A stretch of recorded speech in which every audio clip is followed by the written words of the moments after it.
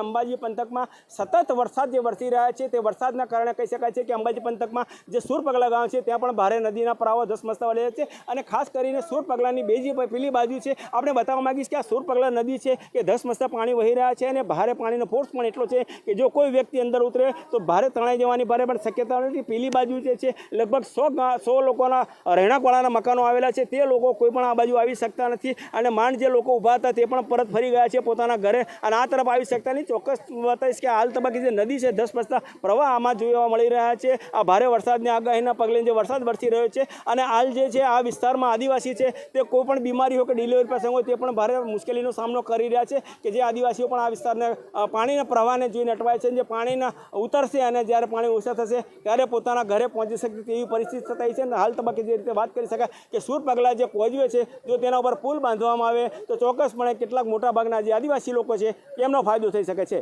Mahendra Agarwal, news 18 Gujarati, સુરપગલા, Ambaji.